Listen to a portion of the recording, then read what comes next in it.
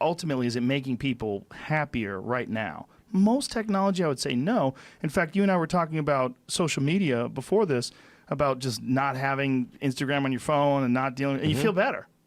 Yes, I think that one of the issues with social media that's been pointed out by many people is that I think maybe particularly Instagram, people look like they have a much better life than they really do. Right. So by design. Yeah, people are posting pictures of when they're really happy. They're modifying those pictures to be better looking. Even if they're not modifying the pictures, they're at least selecting the pictures for the best lighting, the best angle. So people basically seem they're way better looking than they basically really are. Right.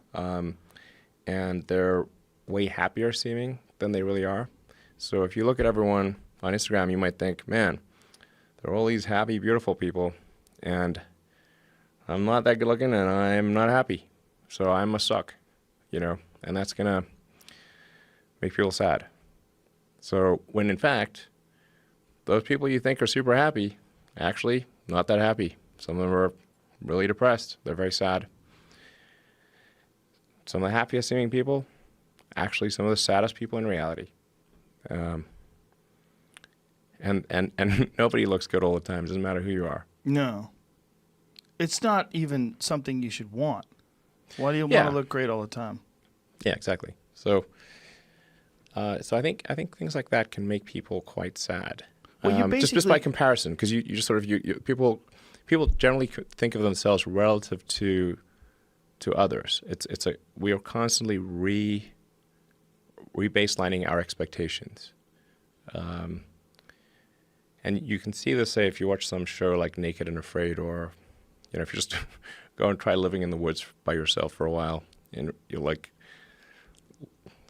learn that civilization is quite great. It has a lot of it.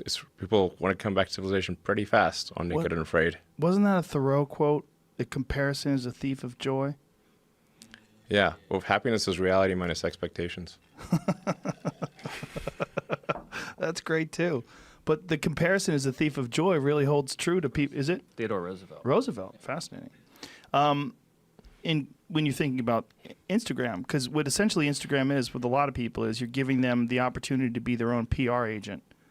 And they always go towards the glamorous, And when anybody does show, hashtag no filter, if they really do that, like, oh, you're so brave. Look at you. No makeup. Yeah. They look good anyway. You look great. What are you doing? Oh my God, you don't have makeup on. You still look hot as fuck. You know what you're doing. I know what you're doing too. They're letting you know, and then they're feeding off that comment section. Ooh, just a little sitting there like it's a fresh stream of love. Like you're getting right up to the source as it comes out of the earth, and you're sucking that sweet of emojis. love water. Emojis. Yeah. A lot of emojis. My concern is not so much what Instagram is that I didn't think that people had the need for this or the expectation for some sort of technology that allows them to constantly get love and adulation from strangers and comments and this ability to project this sort of distorted version of who you really are. But I worry about where it goes. Like, what's the next one? What's the next one? Like, where is it? Is it going to be augmented? Some sort of a weird augmented or virtual sort of Instagram type situation where you're not going to want to live in this real world. You're going to want to interface with this sort of world that you've created through your social media page. It's some next level thing. Go live in the simulation. If you're reaching people through the internet, you're reaching who knows how many human beings. I think 1 out of 100 is going to be the type of person that wants to send a hateful message because it's easy, because they don't have to look you in the eyes when they do it. They don't have to feel any social consequences. They don't have to feel your pain when they insult you or say awful things about you or your family. They're doing it because they want to affect you because they're hurting. And they're hurting for a very different reason than the way you're hurting. But this is what's wrong with social media, is because human beings are not meant to communicate that way. We lose our humanity in this very shallow form of interaction. Because all those parts, What's important about people is looking them in the eyes, talking to them, hugging them, shaking their hand, communicating honestly. And anytime you're missing any of those pieces, when you communicate dishonestly, when you don't want to shake someone's hand, when you don't want to look them in the eye, when you don't want to interact with them, when you don't care about them as a person, all those things leave you feeling like shit. Yeah, all man. those things. That's true. You're Well, right. The social media is the worst form of it because it's just text. You have to interpret it yourself. You don't know what the fuck is going on in their life. You don't know who they are, but you read that text and you absorb it personally.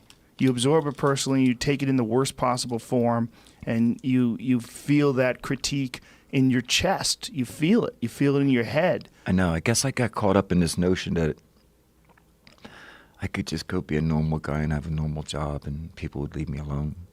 Well, they would if you weren't on social media. And I've already entered that form, so Well, you don't have to stay in that form. But, yeah, that's true. But here's the thing. Even if you do use that form, you know what you can do? You just don't interact. You post. That's what I was doing. That's the thing. That's what I said I was going to do. It's hard for people to understand that are on the outside. They're like, well, you asshole, I love you. I want you to interact with me because I love you.